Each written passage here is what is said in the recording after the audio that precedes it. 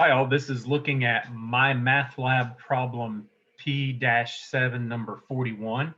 I was asked a question about this one and I was very glad that someone asked about this problem because this is the type of problem I definitely want you to be comfortable with.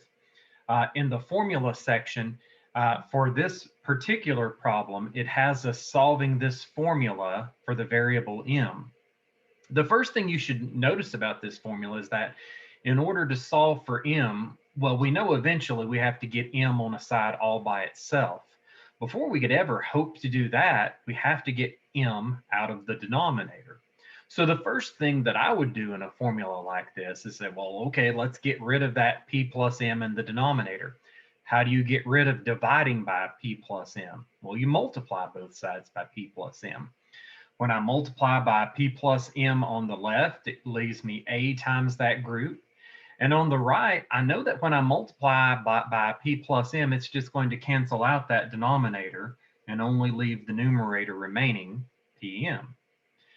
Now, at that point, I can say, well, all right, I'll never be able to get the individual terms that have an m on the same side if I don't first go ahead and multiply by the distributive property on the left.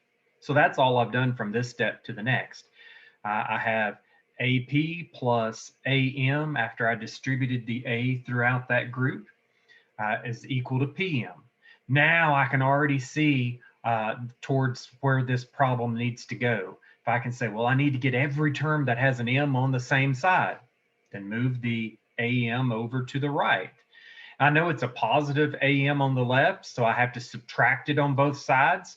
When I subtract it on the left, the only thing I'm left with is AP.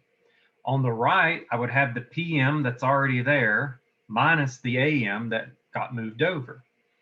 And so now at that point, I can say the end goal of this problem is supposed to be, I'm supposed to be solving for M. No problem. Because now I can say, since both terms have an M, I can take a greatest common factor of M out of that right-hand side, and I'll have M times the group P minus A left over. I'll just left the left-hand side alone at this point. Then I can see automatically, yes, I know what the final answer is because I can say I can get M all by itself by dividing the group P minus A on both sides. When I do, M is going to be all by itself. You could have left it on the right-hand side. Typically, when you're showing your final answer, you show the variable you've solved for on the left, though it doesn't matter. I said M is equal to the product of AP divided by P minus A. And I no longer need a group on that P minus A when it's in the denominator all by itself. Now, if it would have been multiplying something in that denominator, I'd have still had to have the parenthesis around it. Since it's all by itself, it's fine as it is. All right, that's a fantastic question. You can certainly expect to see questions like this asked at test time. So please keep in mind, anytime that something comes up on my math lab that you're not quite certain about, feel free to contact me. I'll be glad to make a video just like this for your particular problem.